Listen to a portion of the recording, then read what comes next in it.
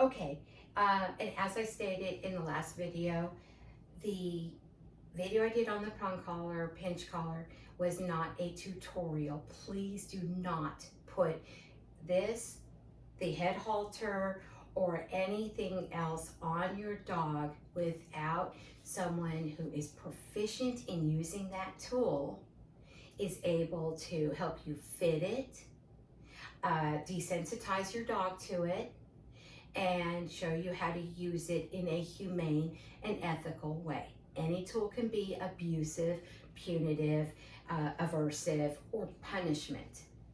Any tool can be rewarding, reinforcing, and enjoyable. Okay? Now, what I want to cover on the with the prong collar is many times, especially with these quick releases that have been developed, I don't recommend those. This is more work, but it's safer for your dog and for you. But because some have come apart, they've developed a leash connector backup. Okay, and this is great for any tool you're using on your dog.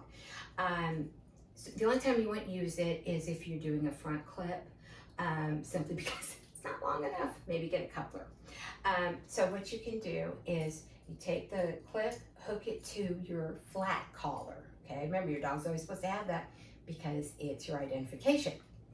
Then you hook it to the connector on your leash. So if some fluke thing happens, maybe you were having a rough day and you didn't clip it properly, if it falls off, your dog is still connected to you. Pretty cool, huh? So this is a leash connecting backup. It's called all sorts of different things, backup, leash connector. But anyways, it's got the two clips on either side. Another version is this. These are by Leerburg.com. They've got phenomenal products and some really great advice.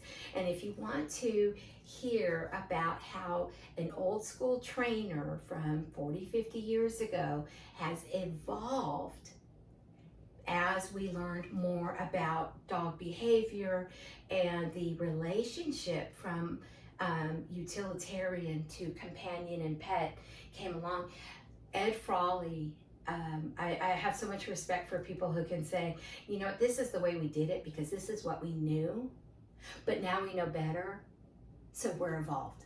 I don't do that anymore. I do things differently. And it's really, really cool. So this is from Leerburg. It's leather, and what you would do is the short would go on your working collar or the harness, and the long goes on your flat collar. They also have a really handy leash. Now, these are pretty pricey, so but it's nice because it's a heavy duty leather. It's really nice. When I take these out to demonstrate, I keep them with me. I don't want to replace them.